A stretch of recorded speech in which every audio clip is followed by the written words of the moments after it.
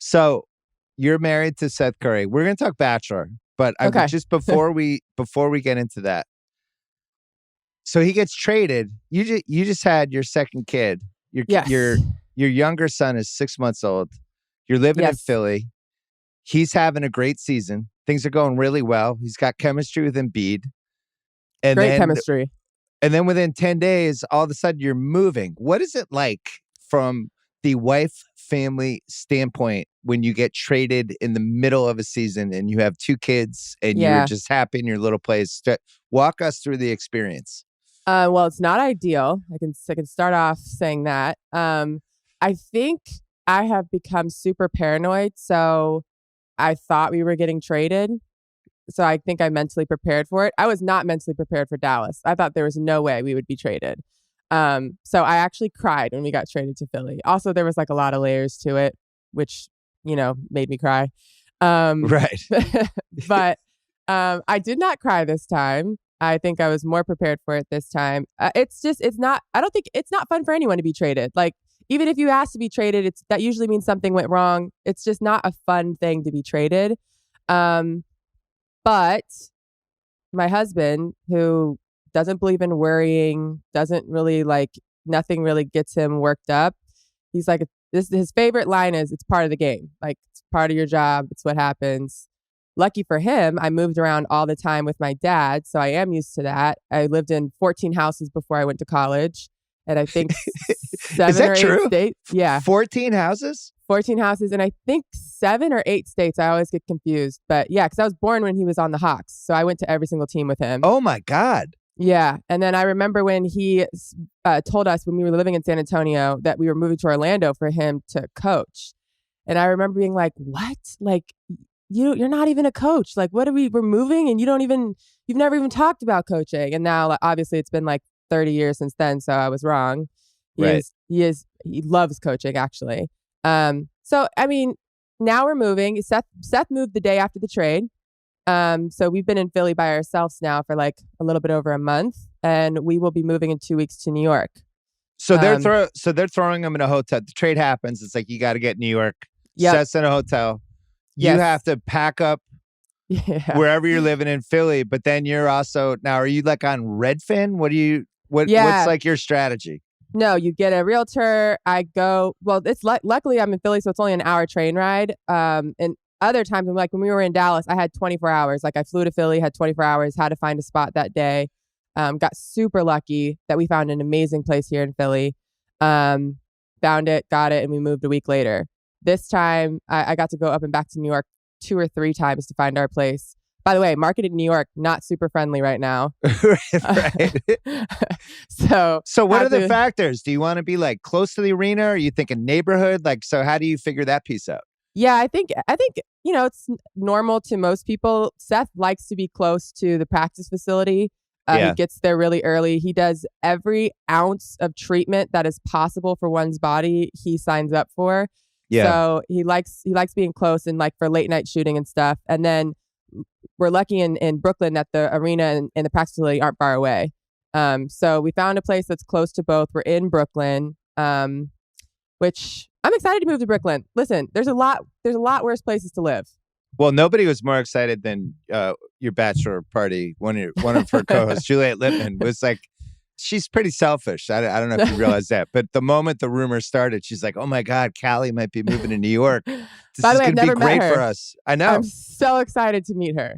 So this goes way better, I feel like, than if it had been like, oh, he's going to Sacramento or he's going to Phoenix or someplace where it's 3,000 miles away and you have to figure it out on the fly during the season. Yeah, it's way harder when it's far away. Although you named 2 places I wouldn't mind. Seth loves Sacramento, weirdly. I don't know why. Really? Because usually when you ask people like ranking NBA cities, Sacramento's not at the top of that list. Yeah. Seth played there and he loves Sacramento. It's also not far from like his brother, so that's like a plus. Right. Yeah. That's if I ran Sacramento, I would just try to make a list of all the guys who love Sacramento. Like they traded Halliburton and he was like, "I'm bummed out. I loved it here." And I was like, "How do you trade a guy who actually loved it here when it's so hard for them to keep people?" Yeah, I don't think he thought he was going to leave or wanted to leave. And it happened. He's young. He's figuring it out in Indy. Yeah. Seth loves Sac. I haven't spent enough time there to say that I like it. That was one of the cities Doc never ended up in. I mean, he was probably in like 7 or 8 cities, right? We actually got really lucky with the cities. We were in Atlanta, LA, New York, San Antonio. I actually love San Antonio. I think it was the age that I was there. Yeah. Orlando and Boston. Not bad cities. So each time you're showing up, and at some point you're like, you're elementary school, and then you're like a teenager, and then you're still like bouncing around. And... When he went to Boston, I was in high school, and I basically myself and my older brother were like, we're not moving.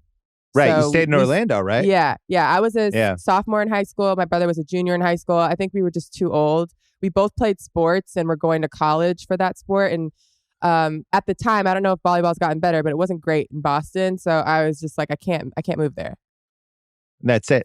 Yeah. And then he would fly. I remember Doc would like fly back and all go back and forth, all that stuff.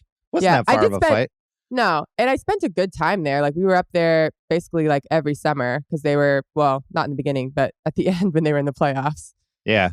Well, with the Seth thing, this trade feels like it was like, if you're going to get traded, this is the perfect trade because you had 2 weeks to prepare for it because there are all these rumors. Yeah. And plus Brooklyn was like, we're not doing this if Seth's not in it. So at least they know, that he was valued versus like being this salary cap throw-in guy. And now he's on a team that has, even though they're going to be the 8 seed, I'm so as a Celtics fan, I'm certainly terrified of them. So they're going to be lurking. They have 2 of the best players in the league. Yeah, for sure. Definitely have 2 of the best players in the league. Kevin's actually my favorite basketball player to watch. So good basketball for me since I get to go to the games now. Best case scenario, you don't want to get traded to a team that's tanking. So it is a good, I think even though they're the 8th seed, I think they're considered a contender. I know the odds for them are probably higher than they should be based on what they how they have performed so far. But you're basically going from contender to contender. So he's not mad about it. Why do you think it never worked out with him in the Warriors? Because when he was on there, I was like, I know you probably know this, but I was always a Seth guy. I was always like, because I just love shooters. I always feel like shooters are going to figure it out at some point, and I'm always going to bet on like the guys who have that one elite skill. It's going to work out. Do you think he needed like his own? Yeah. He was always going to be in Steph's shadow there, and it just had to be somewhere else. Listen, my husband, I don't know if you've talked to him much, but he's not a huge talker. But he is Steph's like biggest supporter ever. I don't even think Steph knows it because he's probably never told him. Right. But from being around him, he loves Steph. But I think everyone kind of needs their own thing. You have to create your own lane. Like, I wouldn't say that my brother playing for my dad was the easiest thing ever. Like you want to create your own thing. I mean, he left right before they went on a crazy run, so I'm sure he would have loved to get a few championships. Right. But I'm glad he went somewhere else and figured it out. I think he's a much better player today because of it. I agree. I actually, especially because Steph became so famous there in the mid-2010s. I think it would have been hard to kind of pave your own way. I think you just mentioned him playing for your dad. Oh, Seth or my brother? No, Seth. I mean, were there moments where it's like, Jesus, why did he only play 20 minutes today, Dad? No. We actually had like the opposite because he had to play so much because there was some like injuries and stuff, especially this past year, that he probably played too many minutes, if anything. I was really worried about it coming into it. But Did you talk about it? Did you talk about it with your dad? Not really. I mean, we talked about it, but he acts like everything's going to be fine. Like it'll work out. It's all good, whatever. Seth kind of gets along with everyone. Like I don't really know anyone that dislikes him. So it ended up working out fine. There was never ever a moment where there was a brief, probably like 5-minute moment after the trade where I was not happy. But outside of that, it was fine. So you're not happy because it's just like, this is too weird. Yeah, I mean, it's just not fun getting traded. Yeah. But I mean, it's not even one person's fault. Like, obviously, there's multiple people making a decision. It's not like, my dad led the charge or anything. Plus, there's a few guys that you can't be mad about getting traded for. Right. Yeah, it's true.